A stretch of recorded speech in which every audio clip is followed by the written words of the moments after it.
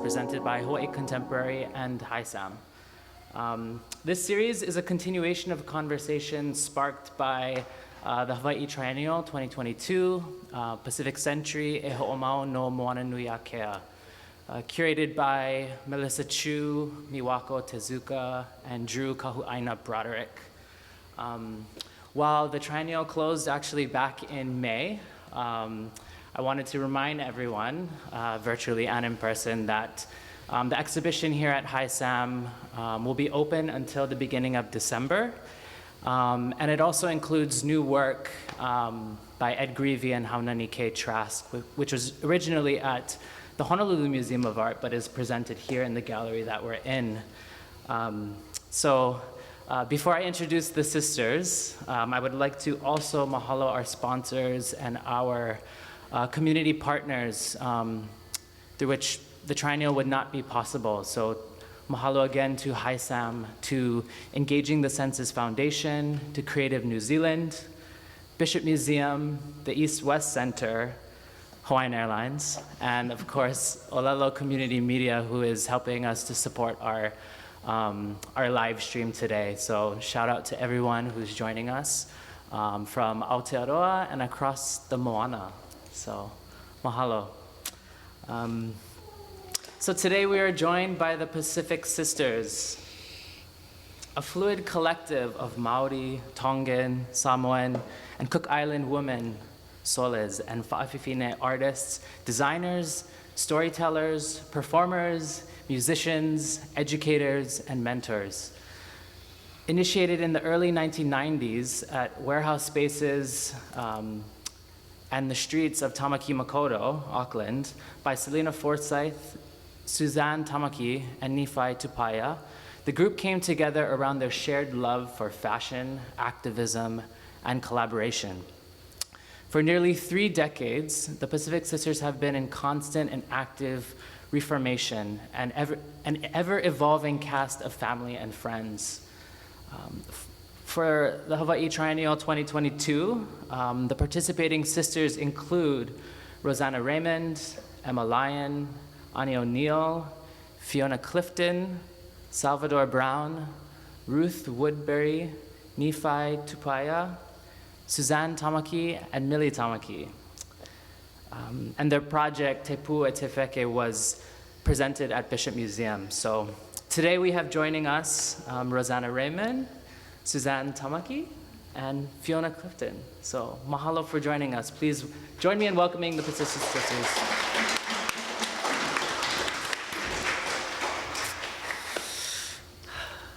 So, in our conversations over the last few days, I kind of quickly realized that the Pacific Sisters kind of encompasses so much more than just an art collective. It's really about sisterhood, about family, and about connecting with one another, with genealogy, with land, kind of spiritually, and through the act of making and creating together. Rosanna, I think it was you who said that the Pacific Sisters created a safe space for you to be yourself. So my first question is, maybe you can each introduce yourselves and just kind of talk about what is it that you offer to the Pacific Sisters? What is your excellence and what do you bring? I cry the ocean, I bleed the earth, and I greet you with my dead. May our waters greet your waters. May our mountains greet your mountains. May our people greet your people. And may I take a little shout out to the Pacific Sisters who can't be here with us. Emma Lyon, Ruth Woodbury, Ani O'Neill, Nephi Tupaya, and did I forget Salvador Brown? Salvador. Yeah. So they're probably sitting at home with FOMO. And may we take this time to acknowledge those who have passed, because we are indeed the past, the present, and the future. And of course, we've got to give thanks and praise to the Hawaiian Triennial for inviting us and hosting us. And for the journey that it it was for us to actually get here. So I really, it's wonderful that you know, went the extra mile or kilometre where we're from to enable us to sit together. So yeah, whawhatai mali whawhatai. Yeah, so I'm Rosanna. So I usually get made to do the speaking, even though I ask somebody else, you know, the oldest. And what do I bring as a Pacific sister to the party? I bring the next generation through my son, and I'm trying to encourage my daughter, but we've got a bit of work to do there. And I am, a lot of times I've been the arms and legs over the years, so not just a lot of the sort of kind of, not just in a creative space, but also in a production space. And this year, well, last year we were lucky enough to bring on board Millie Tamaki to actually bring on some production value. That wasn't me, otherwise I looked like a really funny fecky. Sort of, yeah. So what else? I'm a slow learner, so I've always got a shout out to the Pacific Sisters and their patience for being able to teach me. But I think also I bring the pūrākau. I'm a mythology freak, so I always like to reach down into the stories of where we are, which reminds me, sitting in this room, you know, I forgot to acknowledge the Kanaka Māori who hold the mana of the land that we're standing on, you know, which was taken from them. So please excuse me for not acknowledging you as sort of kind of half invited guests to your islands. So yeah, so it's a journey, and I'm, you know, and I'm like a long time love, so I'm here for the whole journey, and I'll pass it on to my beautiful sister. Kia ora, ko Suzanne Tamaki, tōku ingoa. My name is Suzanne Tamaki. This is my sister Millie sitting over here, who's also travelling with us. And then I guess what I bring to the collective is I'm a maker, a fibre artist. I like to investigate using different materials and the effect of colonisation that it's had on Māori culture specifically and its people. And initially I was the producer, so I produced our first fashion shows when we first started out. I'm so glad I'm not doing it anymore. I've also got a full-time job, so I work for Wellington City Council as a city arts and events producer, so I'm really busy during the day, so it's great to have Pacific Sisters as an outlet for another way to show my work practice, and also to have this group next to me, supporting me and also pushing me to try harder and go further. And I'm also really good at karaoke. Oh yeah! So hit me up if you want to go out to karaoke later. Passing it over. O lo'i ingoa o Feeonaa. I was born and raised in Auckland, Aotearoa. What I've done in the group has evolved over the years. I came from a performing arts background, so piano, classical piano and performance. And when I met the sisters, I basically kind of started in production really, and started you know, helping with that side of things. And throughout the years, that's evolved into basically, you know, all that stuff, yeah. Making costume, dance, music, yeah, just being involved and always being inspired by the sisters and trying to learn new techniques and things like that. So mahalo. I think sometimes when we think about the collective, we also, you know, we think about how one's kind of individuality may kind of get lost, but it seems that kind of each of your individuality and individual offerings kind of come together to form and strengthen this shared kaupapa, or this shared intention, or the shared purpose. Could you kind of share a little bit about that kind of kaupapa, which kind of Yeah. You know, actually it's really important context in terms of where we came out of in Aotearoa in the 1990s, because it was a particular time. And as a group of women, especially, as when I met Suzanne, we were both young mothers, so we were sort of, as individuals, we were not fate. It was hard. You were struggling. We were struggling. But we didn't see things that reflected our own selves. We were mothers. We also had to pay rent and, you know, little things like that. And it was actually as a collective that we enabled each other to take on jobs. We shared knowledge and shared skills with each other. And as the Pacific Sisters grew, I used to get a lot of things like, "Oh, you're all that strong woman. How do you handle it?" But I always, for me, one of my mentors had always said, you know, you cannot have a strong collective without a strong group of individuals.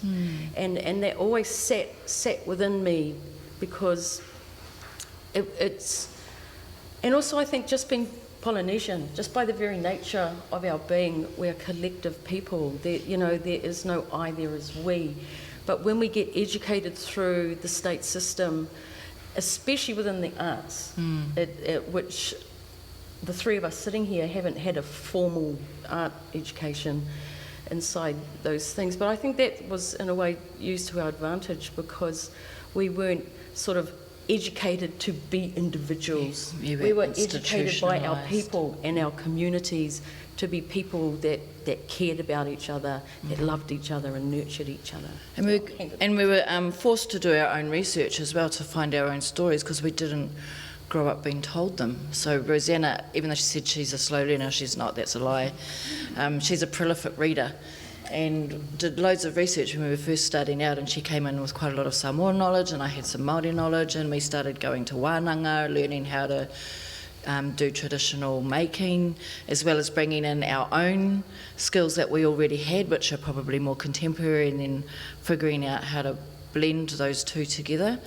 And probably one of the biggest advantages when I first met Rosanna, as a mum, both being mums with young children, was being able to share the responsibility of our children. I think as women, we cared about all our kids, not just one. It was a group, and all our kids grew up together. And the sisters all had to change their nappies. Yeah. And drop them off and pick them up and feed them, and it just was, you didn't even have to ask, it just happened. It was like a natural thing, and so that nurturing extended beyond just our kids into all of us as well, and other people who started to come in to join our group. And people often ask, they sometimes trip up on our name, Pacific Sisters, and perhaps think that it's a band of exclusivity, but throughout the whole time that we've been involved with each other, it's always been open to all peoples. We started before the labels came, so sometimes some of the younger people that come in are, understandably questioning what we stand for, but we've always recognised that there's all the different groups, the whawhawhine, the people that are trans, all of those people are within our communities, and we need to embrace those. And also we've all ably been supported along the way by many men who really believe in that kaupapa. And some of the driving force behind when we met was really, I feel, the ability to just recognise in each other that we are, we're the children and the grandchildren of the immigrants that came to New Zealand in the 60s. And we were trying, as New Zealanders growing up in an urban environment, trying to find our roots. We were the generation that was really searching because those things had been suppressed on our elders. The language had been stopped, and the cultural things were seen. A lot of it was seen as not worth doing, not worth having in the big city. And this is what, you know, when Rosanna's researching legends and the mythologies and things like that, and the stories, the oral histories, this is what we're trying to uncover underneath our work, and this is what we put first in any new work, you know, and it's been there right from the beginning. And I think, you know, that's really the underlying kaupapa-driven frock. Yeah, I think it's those stories and those skills that are so similar across the Pacific that we all bring into it and that we share, that has really helped us cement us as a group as well. So yeah, I mean, the Pacific Sisters is very much about a shared kind of mindset and understanding, and it is very fluid. You guys have a kind of core membership of about 8 to 12, and then literally hundreds of collaborators, depending on different projects and stuff. But you both kind of touched a little bit about it, but I'm wondering, just a little bit more out of the kind of the cultural context through which Pacific Sisters emerged in the early 90s. So we're talking, like, you mentioned, you know, different waves of migration, also the Maori Renaissance, which just had happened a couple decades before. So yeah, so what was it like politically, and what was the art scene like? I think it was white, and we were really tired of seeing white faces on TV, on magazines, on the radio. We weren't particularly good at stuff on walls, and also because we hadn't come out of an artistic institution, so our networks were different. But thanks to Ani O'Neill and Lisa Reihana, who I'm sure are names that you recognise, they sort of took us into a different realm. And I mean, at that time, Ani and Lisa were literally some of the first Pacific and Māori women to actually come out of an institution. So even that was incredible. In the streets of Auckland, because this is where we all met, Tamaki Makaurau, there was this, there'd been a hard slog of activism through the tangata whenua, through the Māori people, and that was starting to, you know, as they planted deep seeds, and these seeds were growing and they were blossoming, and we definitely were, you know, this really enabled us, you know, they'd done a lot of the hard lifting, and so we could do a lot of we had a more playful ability to play, because we didn't have to kind of carry that load so hard. The Māori language was starting to come into the schools, and for us, especially us migrant children of Pacific Islanders, we still were caught in between this space, because with the Treaty of Waitangi that was between the tangata whenua and the Crown.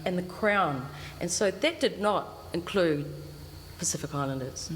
And so there was a lot of fraught tension between the role of our relationships, our ancient heritage and connections had been erased, and it was just Māori started to look at us like overstayers, and it was only through a lot of our elders and, you know, going, hey, where's your waka from?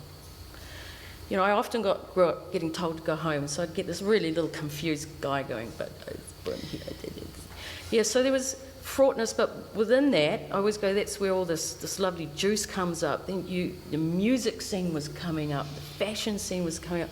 There was all these sort of, there was a whole new scene coming up. New Zealand music was sort of started to be played on the radio. You know, we had to look for our histories, because they weren't put in the front, or in the behind, or in the middle of any sort of mainstream sort of anything. The only time you saw brown people was when they were in trouble, when it was on Crime Watch, you know, on TV. Have you seen this guy? Oh, look, he's brown. There was a lot of that. There was a lot of lower socio-economical, they're in the hospitals, they're getting this, it's, you know, which remains today. There's some aspects of what we were pushing against are still very much in the present. So it was, and it was an exciting time. It was really exciting. Don't get us wrong, we got in a lot of trouble. Sort of, and we weren't the kids that went to church. Or if they did go to church, it was after the clubs and a bit of a shower and a nice dress, and they were there. So they were having these really double lives, some of our members. Some of our members are the children of activists from the Polynesian Panthers. Yeah. So us all, and we came together in the clubs, in the streets, you know, through music, through gigs, through, you know, and it slowly spilled out and into a more sort of formal art environment. But it took over a decade. Yeah, and Rosanna's touched on it briefly about how we sort of had a legacy of racism, but it wasn't just against colonists, it was also Samoans against Māoris, Tongans against Samoans. You know, my dad's generation, I remember calling bongers. That's right. Yeah, you coconuts. And coconuts. We call ourselves coconuts and bongers, though. Yeah. So, yeah, it's well, okay. we do, we're empowering it. Yeah, and horis. My Samoan grandmother, don't you go hang out with those Māoris. Yeah. So this is a thing we inherited. It was like, you don't mix with those people. So when we started this group, the people couldn't understand why we had got together, why we were all hanging out together. It was great. Yeah, and I think what Feeonaa was talking about too in terms of our culture, a lot of times our culture was only seen at festivals. So, you know, you get to put the costume on, a costume, and then you did a performance, you know, anthropologist, and, you know, it becomes the performance of culture. And then I noticed it would get packed up and put away in a precious place until it was brought out for the next festival. And as our skill bases, we were sort of making and recreating and reworking and upcycling a lot of our cultural heritage skills, but we were wearing them to the clubs, we were wearing them down the streets, we were swapping with each other and making jewelry. So we were really trying to find this space for it every day. Mm. And, you know, there was, in terms of, in the 90s in particular, the visibility of Māori and Pacific media, you know, it took until the 2000s until there was a Māori TV, you know, which the elders had been actually working, people had been working towards that goal for 30 years. There was one Pacific Island, you know, TV show, this is before internet, and that was Tagata Moana, and they were very early in the morning. An anchor. You know, it was always on a Sunday morning. It was always when no one watched, except us, because we always loved watching it. And it was also a time when there was a great occasion where, is it Dame Hinewehi Mohi? Yes, she actually, at the time, she caused an uproar in mainstream New Zealand by singing the national anthem in Māori at a rugby game. Which she was wearing one of my necklaces. And no one knew what she was going to do, and to her it was just a natural thing. And she sang that anthem in Māori, and it was just like a light bulb went on and fire ripped through the whole nation. And now what's happening now is every single school in New Zealand learns their national anthem in Māori. And, you know, it's these sort of small things that have contributed to, obviously, where New Zealand is heading. But when we were just starting out, the idea of New Zealand even being a nation in the Pacific was, you know, it was all about going back to Mother England and, you know, acknowledging that side of the nation, but not the Indigenous side. And so throughout our shows, you know, the platform that we were trying to create in fashion, music, performance, visuals, it had to be end to end from Aotearoa or from the Pacific. We were local. That's our hardcore kaupapa, you know, and because we knew that the talent was there. The models were there. If we went to other countries, we tried to use the locals there as well. So that's a big part of us. Yeah, so I mean, like the diversity of identities within the Pacific Sisters, Maori, Pacifica, Pakeha, you know, I'm thinking about the kind of your work in institutions and how perhaps, you know, these mixed identities could be kind of problematic or challenging, where you don't neatly fit into Maori art, you don't fit into necessarily, I don't know, any kind of, you know, museological taxonomy, and how this even may pose a problem for these festivals. Well, that's Yeah, I how mean, long have you got? yeah. Well, I think initially, definitely in terms of even funding, in terms of we have Creative New Zealand, which thank you, which now, I'll talk to you guys later about the first 10, 20 years. I mean, we were kicked around like footballs. Oh no, you have Māori in your group, you need to go to the Māori department. The Māori department goes, oh no, you've got Pacific Islands in your group, you need to go to that department. And very, very slowly, and this took decades, I'd say about 2, that they finally started to look at the collective as an entity and started to fund, to help enable to fund us more. But in a way, one of our sayings, you know, we never let money be a reason why we didn't do something. If we wanted to do something, we made jewellery, we fundraised, we had raffles, we really, that is that do-it-yourself ethic, and it really, I think, has it made us tired, because I tell you, you know, I'm sure there's a lot of old soldiers out there that have been working hard trying to keep themselves going when they're not funded, when you can't. So it was, I'd say, after 10 years, we were tired. We were really tired, because we were just constantly we were inventing new terms for what we were.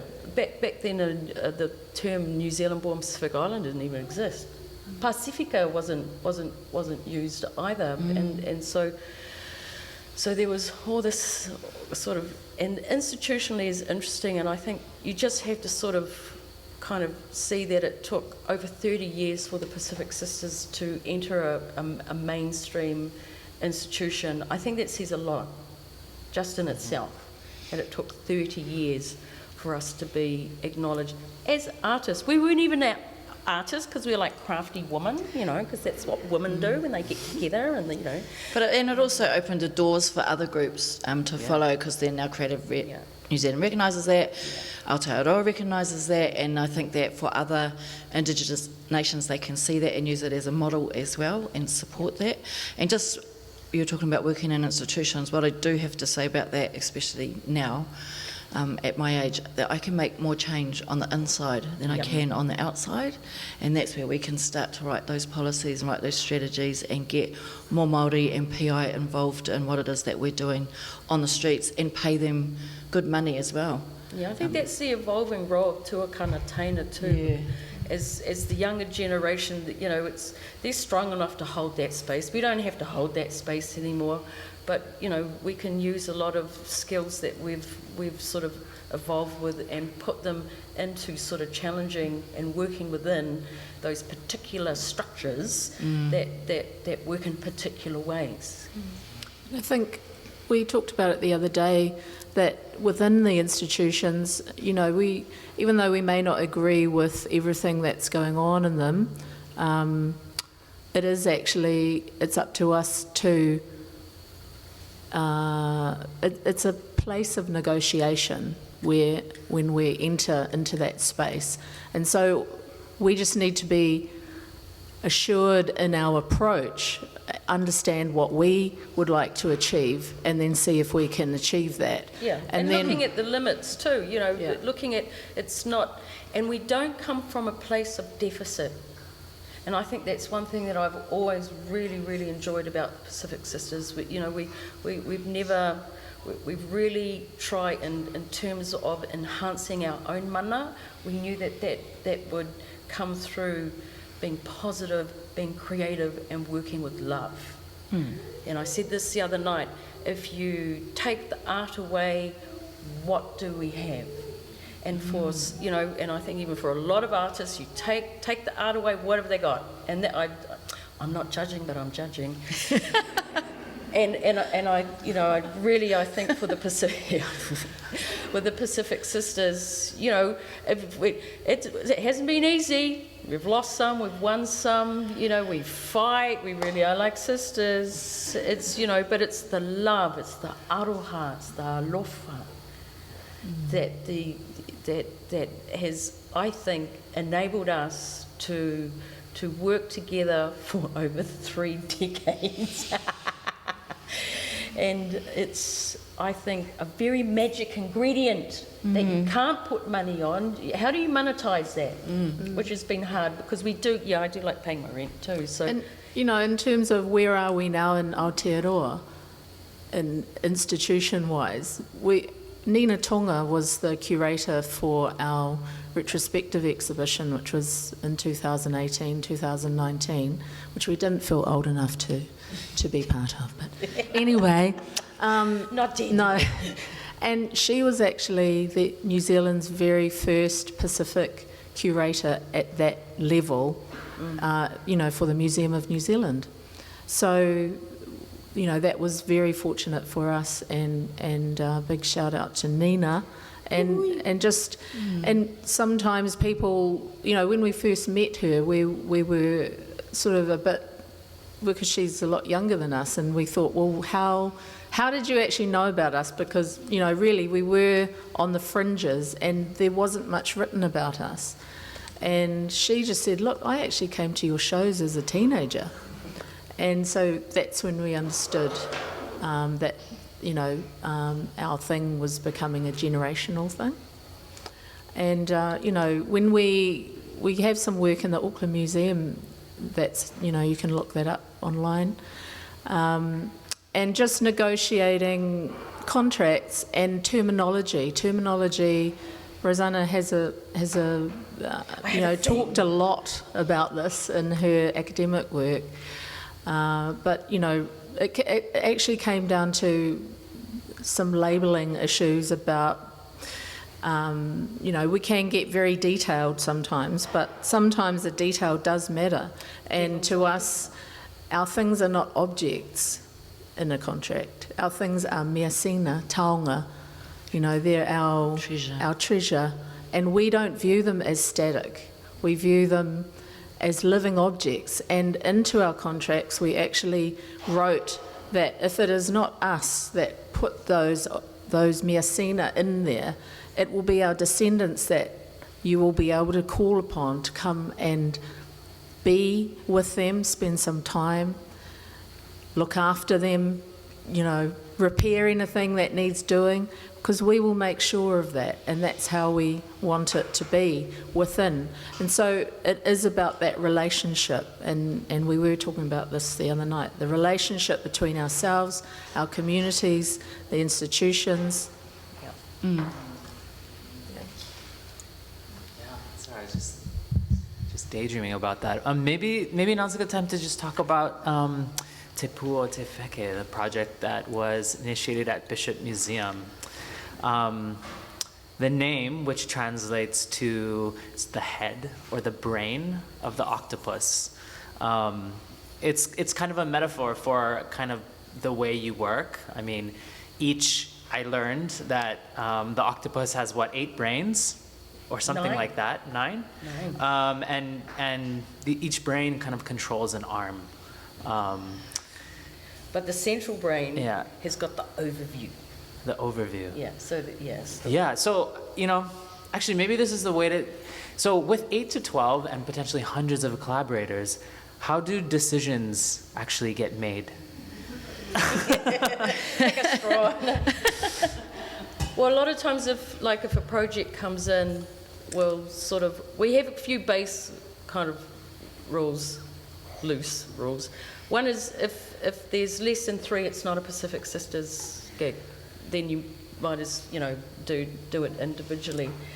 So that's one base. And the other one is who's available. Oh my God. We were lucky for the project at Te Papa that there was 12 available.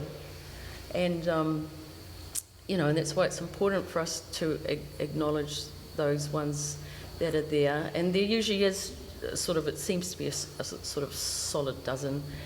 And then budget, too. Budget's a big, you know, your constraints, or, you know, your piece, I call it your piece of string. We always go, well, how long's your piece of string?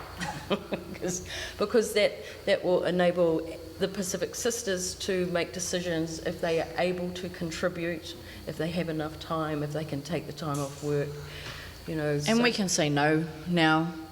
We don't have to say yes to everything Yeah. anymore, which is great, so we can choose what it is that we want to do. And like Rosanna said, if people are available, then we'll do it. And if we feel really strongly about it, we'll do it. But we get quite a lot of offers now. So we can be kind of choosy about what it is and who wants to be involved too. Yeah, some projects, sort of, Suzanne and I did sort of a little project with the Canadians. Yeah, in Toronto. We just, Annie O'Neill's about online. to take over and do one for Scape with the Pacific Sisters. Annie and Feeonaa worked on the Auckland Museum one, because, you know, we're busy. So it really is like, you know, who wants to play? But also, you know, we do, when the project is underway, there's a process where we come together in wānanga and workshop, and usually we ask, everyone is asked to bring something, bring what they know, bring what they have to the wānanga that they want to experiment with or work on. They know the framework already, and then for 2 to 3 days we go into intensive session, and by the time we come out of it, we've got an activation or, you know, some form of thing that we've wanted to achieve, and that's really a must. So Te Pū o Te Wheke was one of the, you know, that was actually our first project that came about through having to work through a digital medium because of COVID. Because not only were we isolated, we're actually, for many years we've been scattered around New Zealand and also overseas, but here was a problem where we actually couldn't physically be in the same space together to wānanga, and so we had to actually pivot that project at least 3 times in order to work out how to do it. And we ended up asking Pati Tyrell, who's our wonderful photographer that we collaborated with on the project, to meet with each sister, and he did most of the portraits. Rosanna's brother Ulrich and Vivian Haldane was the other photographer that stood in to take the photo, but the actual photos had to be all got taken in different places, and so that was a wonderful thing. And then there is a lot of work. Once we've gathered, we set the kaupapa. All right, what, where, when, how.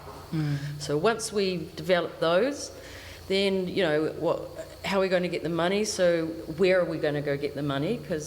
And so we developed through the ideas, then we developed the budgets, and now we're starting to work with larger budgets, where it's really important to bring on somebody like Millie, who can actually make sure that we are crossing the T's and dotting the I's for Creative New Zealand. We're having to write reports. Yes, we did the thing, we did it really, we did the thing, you know, and this is what it looked like. So as we've developed, we've had to increase our professional sort of levels of working with institutions, and being, you know, responsible with money, and then so, you know, so from, you know, I call this the spectacle, and this is, you know, the front of house spectacle, and a lot of you will get to experience that spectacle, but at the back of the house is, you know, the arms and legs, preparing the food, washing the dishes, making sure the guests are all looked after. So you know, and that's where the collective for me is so much more than just the collective. During one of our Pacific sisters, Annie O'Neill, lost her husband 2 years ago. And that's, for me, when I saw the Pacific Sisters' greatest artwork, in terms of everybody dropped everything and we came and we looked after her and we cried together. And we still look after her because, that, as I said, it's about love. And for me, this love comes through these. I've developed this concept called the Niu Aitu, which the Aitu in Samoa, a lot of people think it's kind of the scary oogie boogie guy that kind of scares you at night, don't look in the mirror. But the Aitu is also that really cheeky essence of a person that has this freedom to roam, even when maybe to leave your physical body in the present. And for me, it's like, and a lot of us have avatars now. We're really developing sort of like my one, Puna Toto. She's actually full tusk maiden the third. And actually the love that we have for each other is the love that we put into developing our Niu Aitu. That's why I go costuming. Do not call it a costume, and I'm not here to perform for you. Basically through our bodies, we will share the stories of our love for our culture and each other. And that's one of the most that keeps me coming back. I think, and one of the other things Creative New Zealand wanted to know is if COVID hit, how were we going to be able to share our stories, what we're going to be able to do, and so... Yeah, we thought we might not make it. We were in a serious lockdown. So, and this is where our Te Wheke here. So since 2018, I'd been working with a Wellington company called Indigi NZ Alpha State, using augmented reality. So initially I had worked with Te Papa Tongarewa Museum of New Zealand, and we did some 3D photogrammetry images of some of the Māori collection items. And the exhibition that I had artwork on the walls, and every single artwork had an associated taonga from the museum. And what that showed is that you could take museum pieces out of a museum, put them into another space anywhere in the world, and you didn't have to worry about how it was installed, what the conditions are, because it's augmented, so it's not real. And if you don't know what augmented reality is, it's when an image and sound is superimposed on top of another image. So did anyone come to our exhibition? Do you want to put your hand up? Oh, thank you for coming. So sorry we weren't there. Did you download the app at all? Did you know there was an app? You downloaded it. Did you know there was an app? Did you download it? So if you want to do it now, has anyone got smartphones? You got your phones on you? Have you got data? You got Wi-Fi?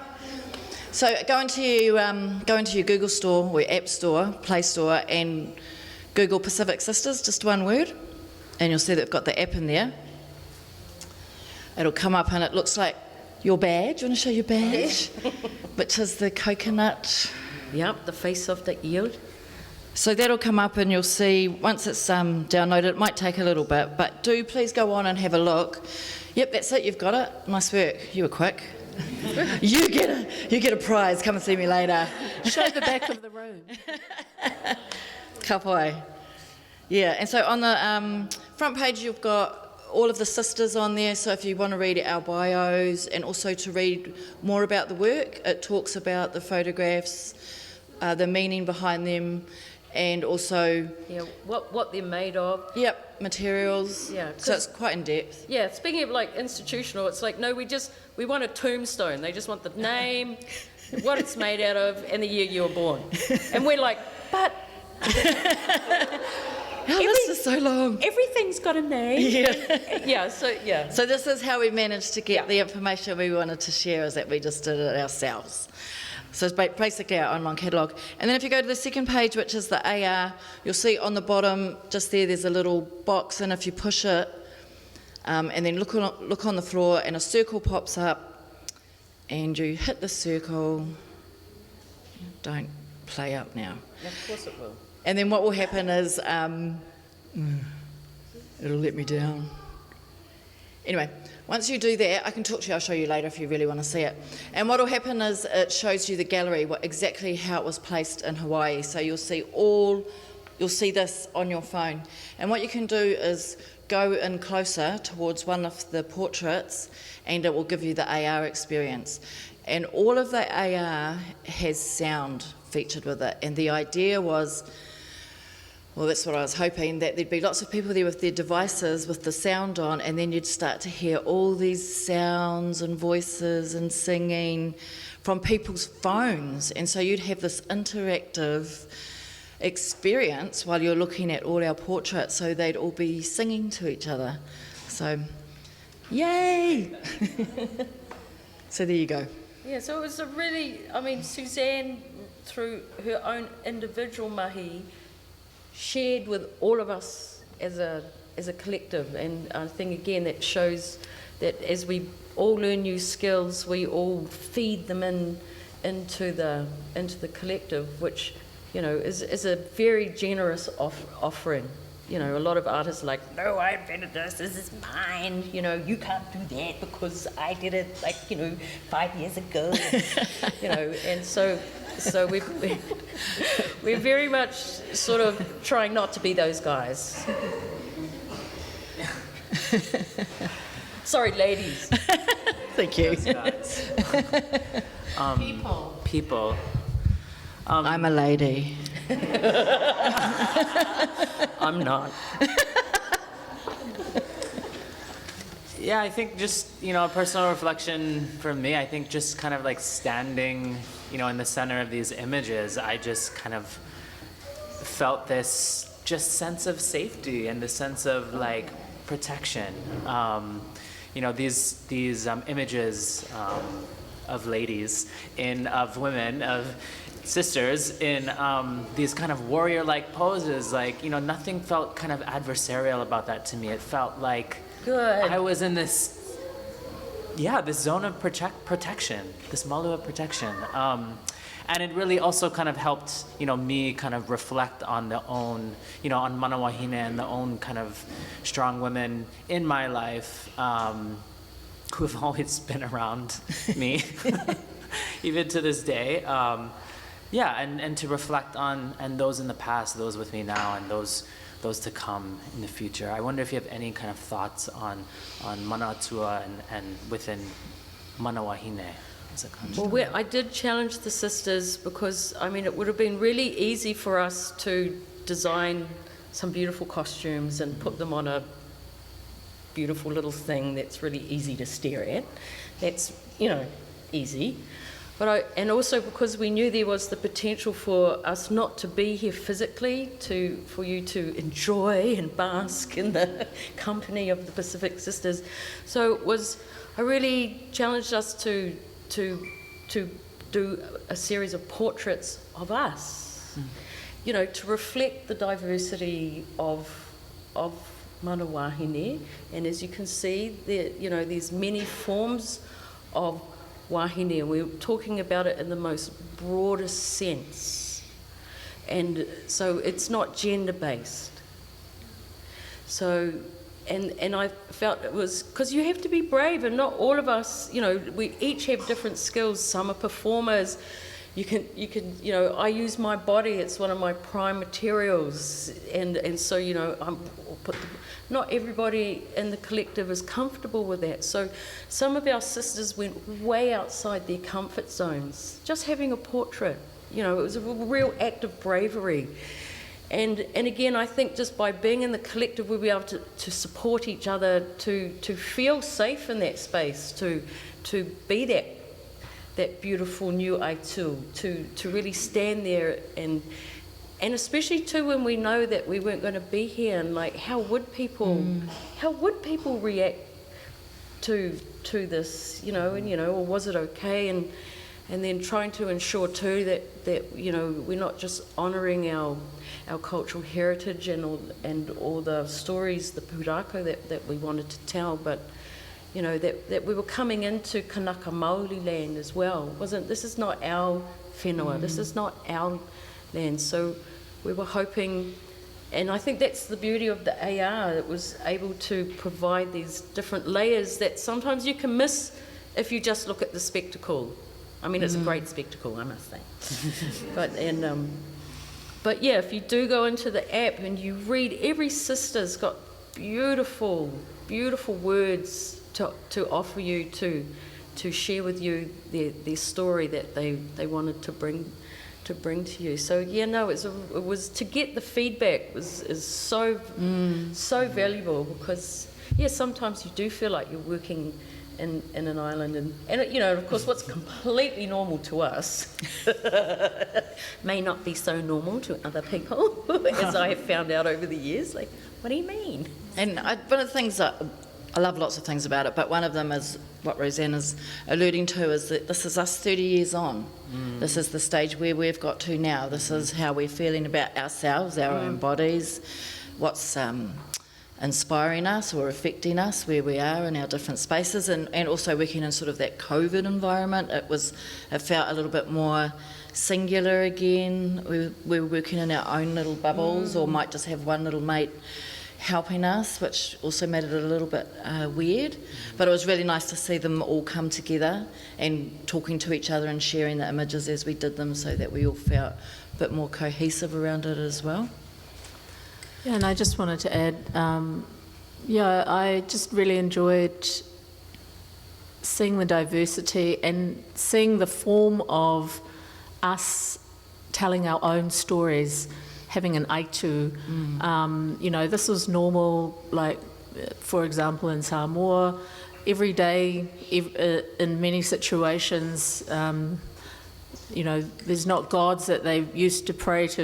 It's everyday Aitu that surround us, that you know, that have meaning. This is why, you know, there's naming of mountains and naming of many different winds and naming of many different aspects of nature. And yeah, I really enjoy that.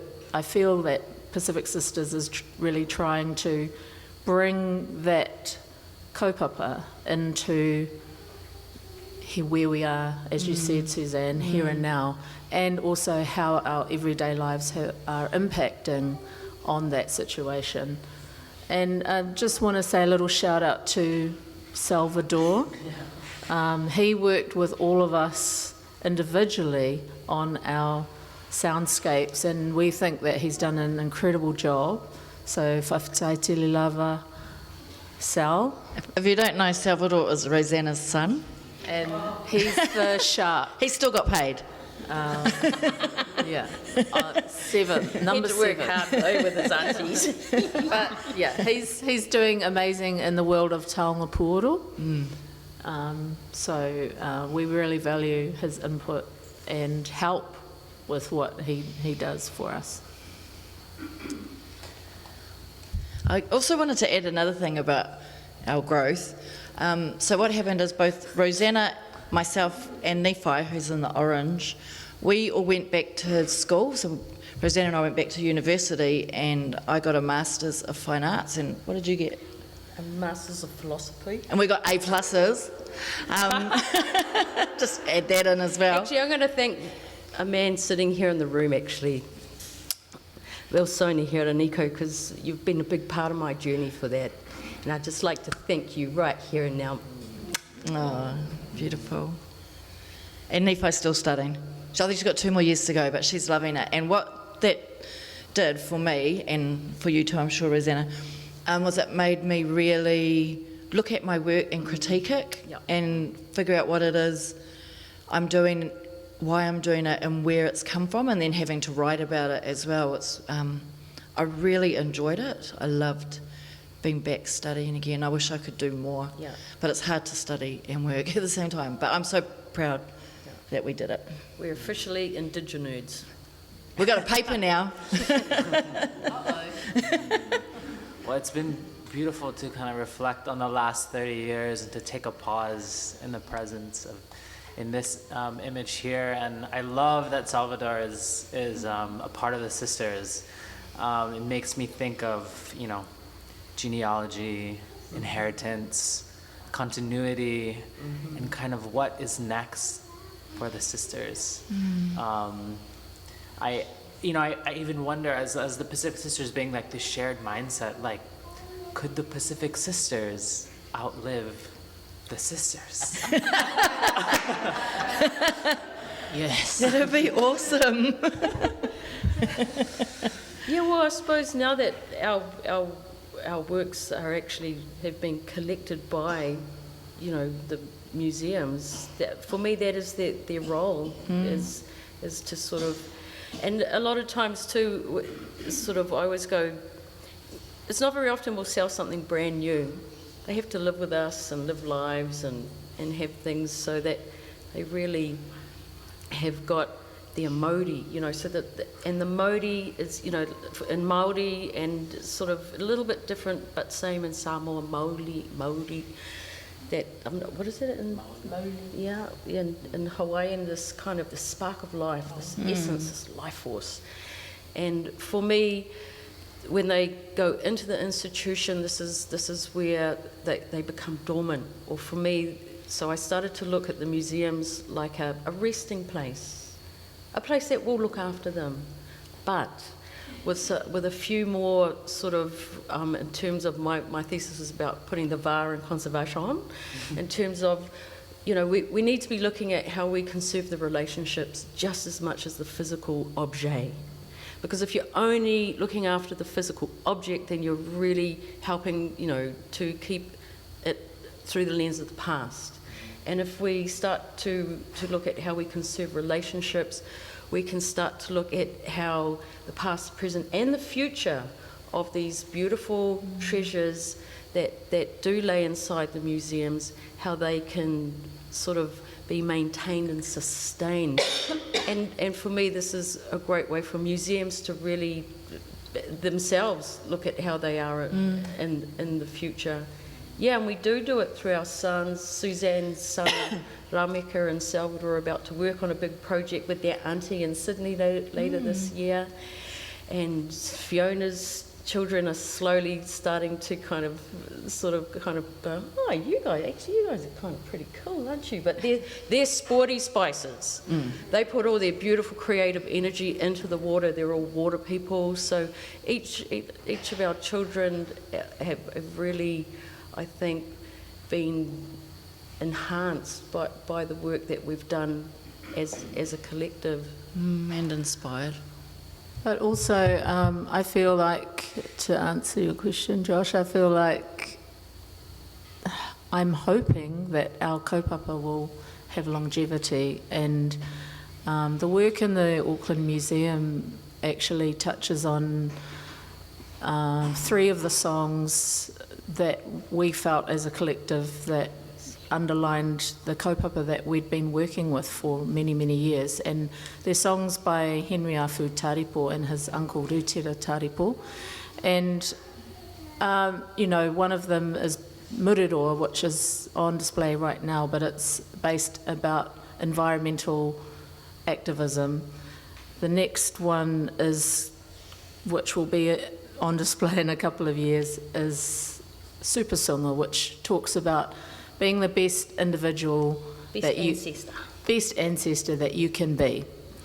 And the third one, Tohu Tūpuna, is a genderless deity that encourages cultural knowledge. Yeah, body sovereignty. Body sovereignty. We have to looking so after I our think body, mind, and souls. Yeah. So I would hope that our longevity is spoken through the work, and if in the future when we pass and our mokopuna or friends of mokopuna want to take on that kaupapa, that's what I would hope for the future, that kaupapa is there. It's there for them. That's why we're doing it. Yeah, mahalo nui. I would love to now just open up some space for some questions from the audience, if anybody has any questions. Yeah. I'm sorry, but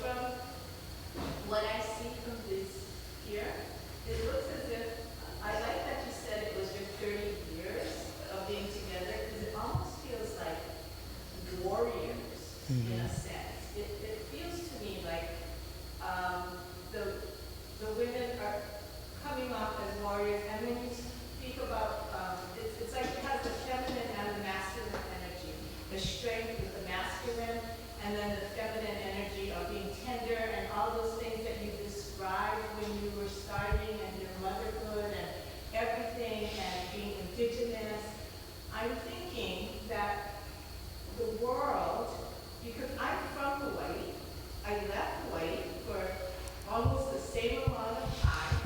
COVID trapped me here. I became a snowbird. COVID trapped me here, which yay, you know, pre-Minnesota. So, but I'm seeing that the world is crazy now that I came back to Hawaii. Everything's crazy and funky and everything's crazy.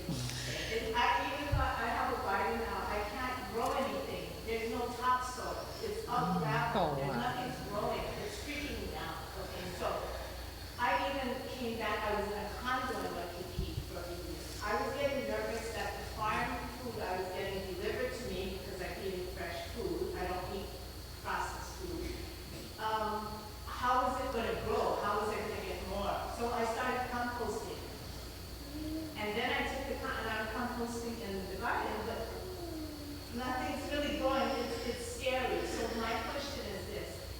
There seems to be an imbalance in the world because it's a global thing, and I know your mission started as just New Zealand, but I'm wondering if Pacific Sisters, your mission can grow now to expand, to take it to the world, that you can replicate what you did in a small, with your small group, and then now the world probably needs the feminine energy to be balanced. There's a so balance of masculine and feminine. The masculine world is destroying the earth.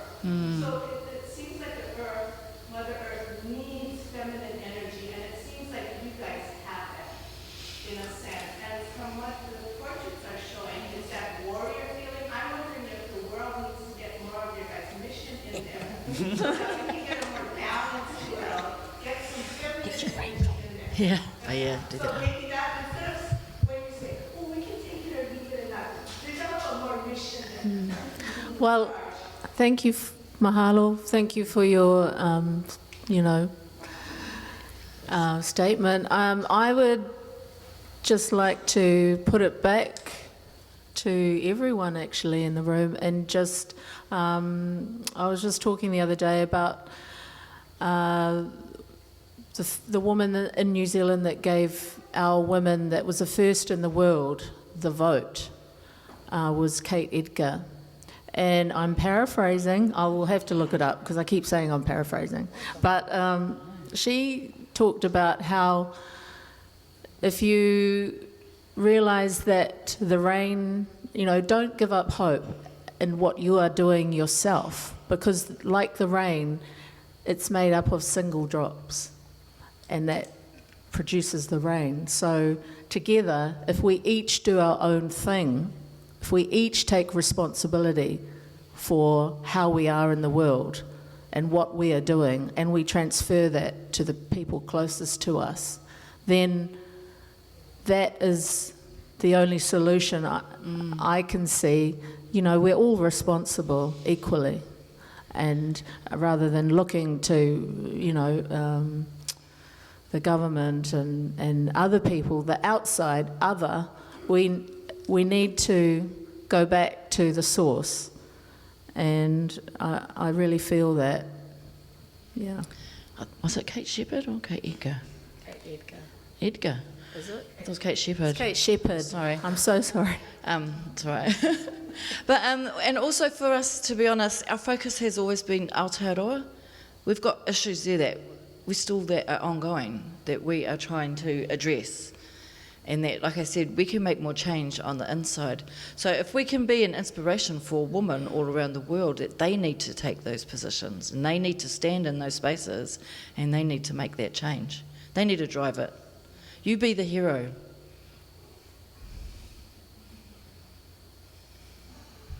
Ooh, there's another one. Mahalo. We have one more question.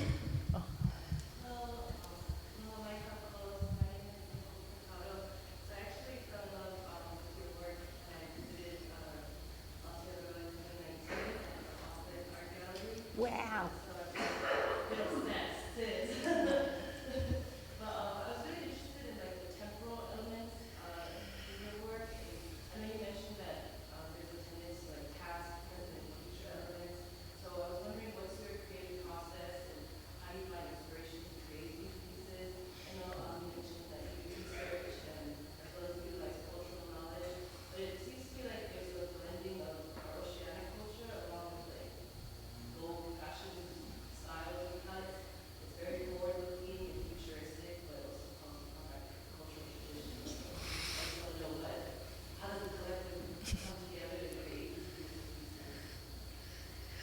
Well, I suppose one of the foundations was making sure that we were grounded with our cultural heritage. That really, without that grounding, I could not produce or think or do the things I do. And yeah, so really, I always am so grateful to, you know, my Samoan grandmother, who always had busy hands, and my Pākehā side too. So I was always surrounded by women with busy hands, in the garden, making things, and then my very patient Pacific sisters who taught this left-handed person a few more. So that journey to be able to reconnect with it, to be allowed to, you know, because that was definitely sort of one of the first sort of absences, was through getting an education in Aotearoa, New Zealand. And so that was, and then, you know, I suppose, and being curious. But again, actually it was the pūrākau, it was the mythologies, is where I found so many answers that my grandmother couldn't tell me, that the books couldn't tell me. And I started to, you know, but things you also grown up with. And being in Aotearoa, I grew up with the legends of Maui, and how he was, you know, a man of 1,000 tricks. I also heard on good authority that he had a rather large penis that hung to the left. That was footnoted, thank you very much, too. I know, right? The things they don't tell you are the things that really, I know.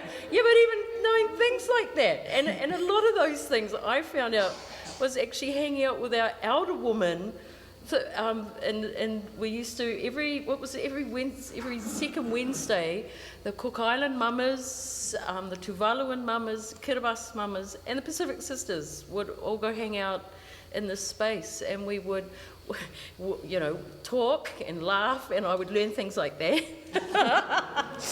And more. I was like, oh, I can't hardly wait till I'm older. Oh my goodness, just can you imagine what I could be like then? There was such great inspiration for me. Actually, because in that world I wasn't being judged within a Western mainstream canon. You know, so without that, you know, see, books could never give me that. There's no, you know, it's just like, so that's, yeah, so it was going deeper and deeper, and just that curiosity like Maui. And to question things. No, that's not good enough. The sun is going far too fast, and it just needs to slow down, because I can't get all my shit done. you know. So then he goes, bashes the living shit out of the sun. But in the process, he developed a lot of the plaiting, which we use in our craft base. So for me, when I'm crafting, when I'm plaiting the 8 plait or the 3. For me, that is the space where Maui and I are sharing that same space in the now.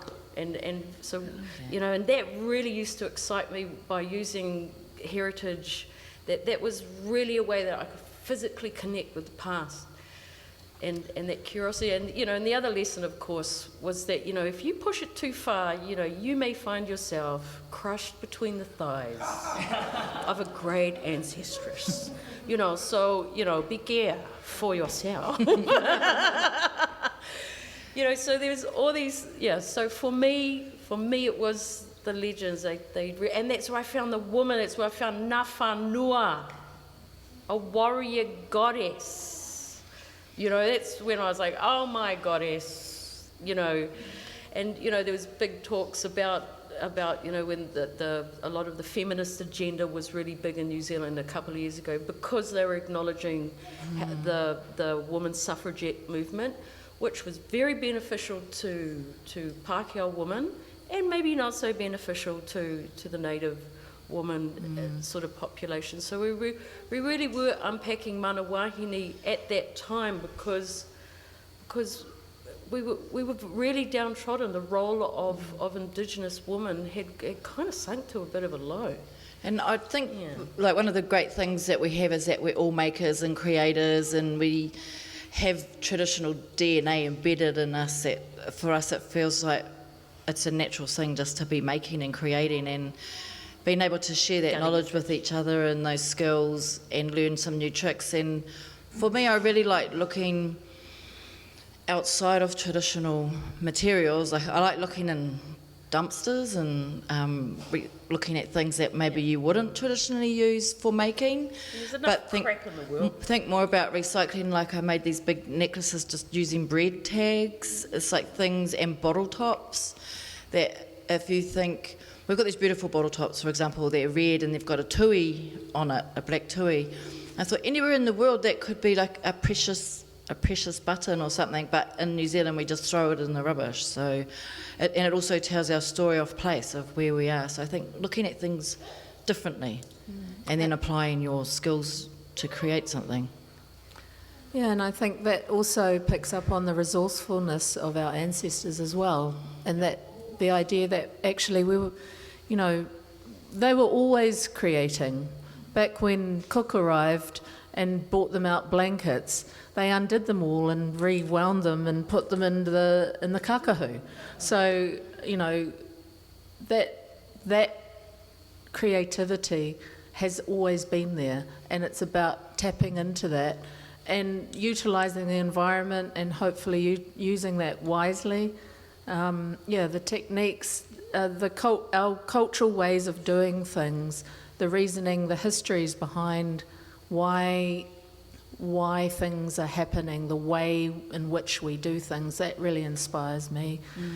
For my work, I was looking at a huge topic of death and mourning across the Pacific and in Aotearoa, and you know, I could only choose a few things really to input into that work, but I just enjoy seeing the similarities and the very particular differences as well between the islands, and trying to uncover, it's always a process of trying to uncover what is the reason why.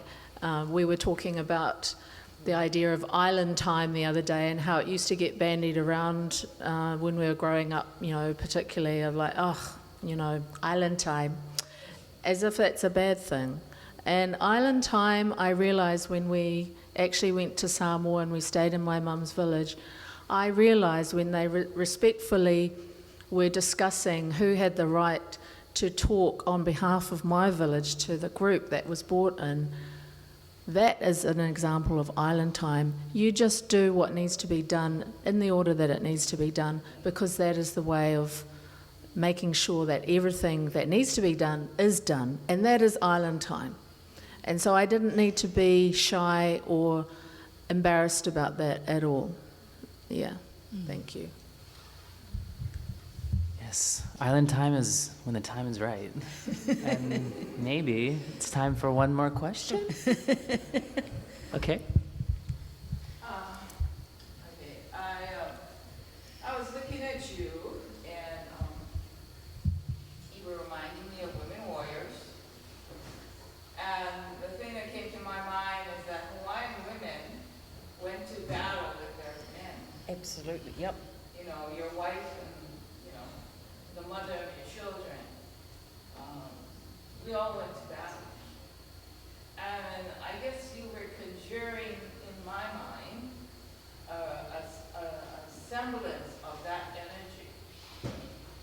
Because Polynesian women, and by the way, I brought back the exhibit in 2005 from Germany of Cook's first expedition.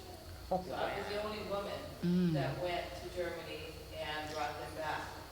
And I had a very powerful experience doing that. But because you're a Polynesian woman, and because when the white men came, they displaced the men of their roles. They weren't the providers anymore, you know. Then there was another religion placed on everybody else.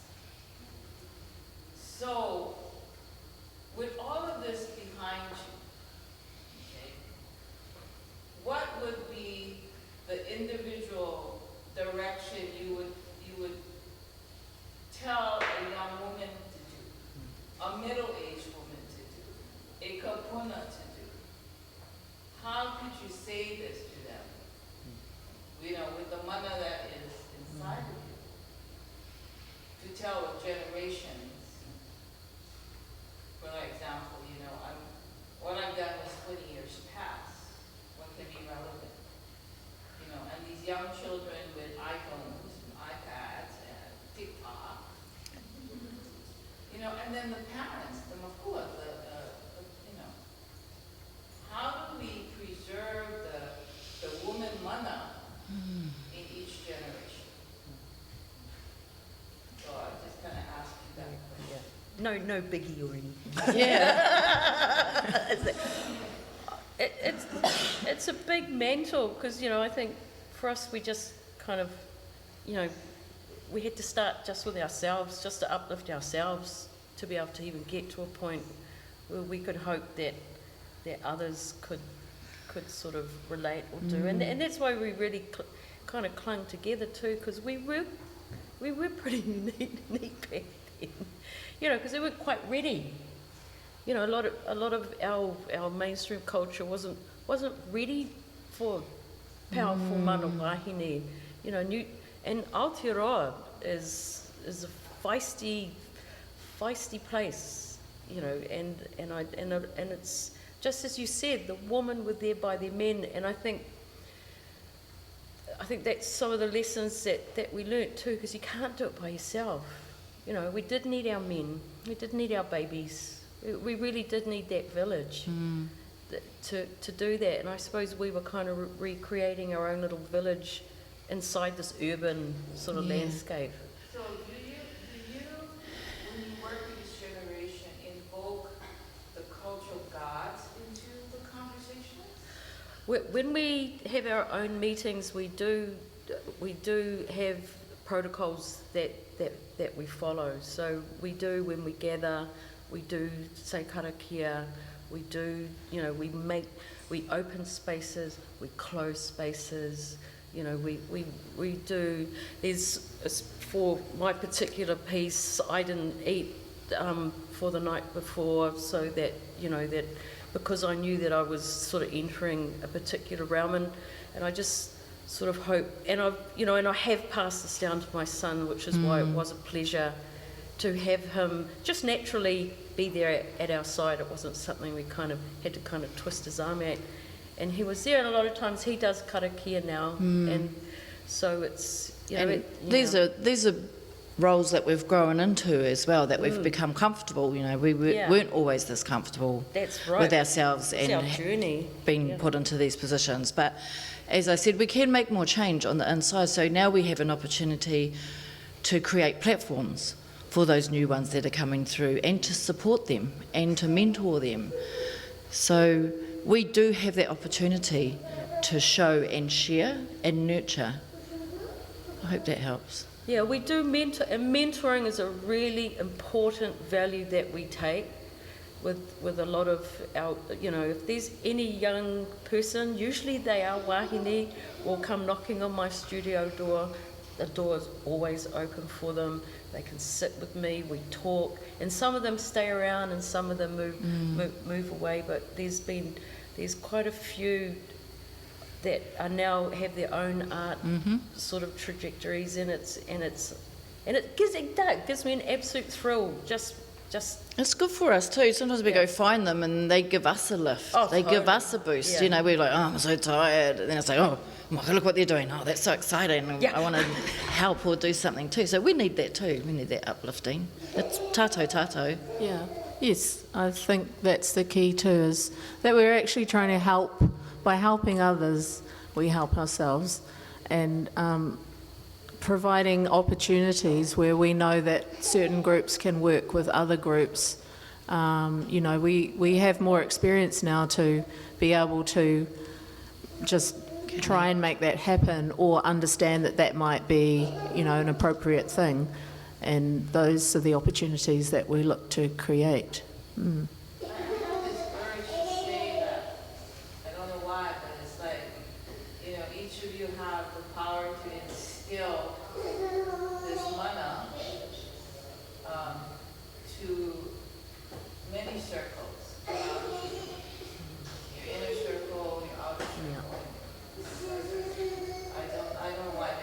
Saying this, that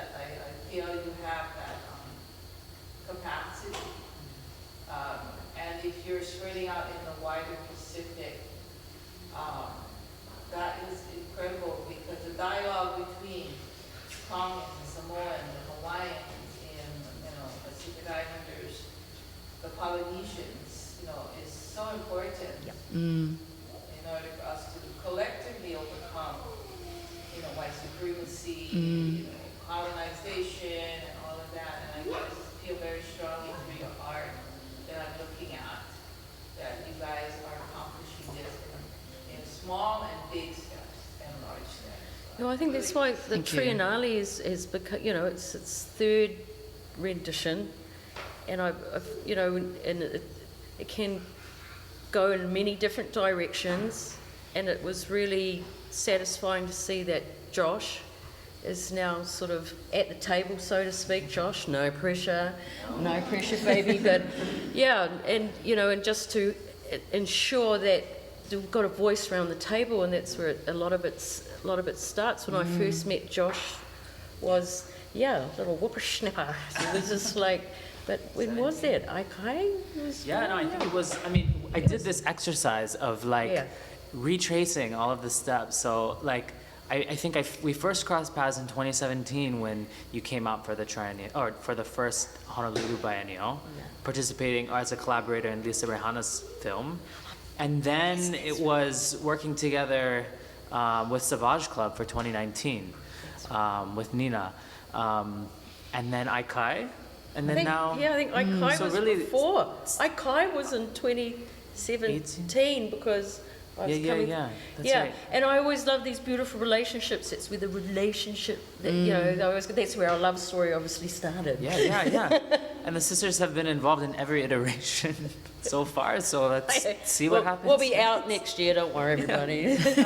But I'm sure there's plenty of Pacific sisters in Hawaii. So it's and you're right. It's so important that that we are enabled to talk with each other in these opportunities. And I'm sure in Aotearoa we feel so far away sometimes, and I'm sure Hawaii feels like that sometimes, but when we have these gatherings, just all this beautiful just sort of bubbling of mana is enabled. So long may it rain, and and hopefully you can work hard around that table, because I'm sure that most, even the APT is the other big Asia Pacific Triennale is another, and it still relies heavily on the people that come from furthest away.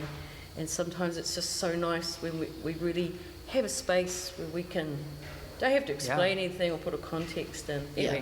Well, mahalo. I think that's a great space to end it in. So I just want to mahalo each of you. Mahalo to the sisters wherever you are. Mahalo. Mahalo to you, Feeonaa, Suzanne, Rosanna, and Lily. And thank you to everyone who's joined us today. Stay tuned for the next Art in Conversation, which will be happening next Super Saturday in September. So, mahalo nui, loa kakoa pau.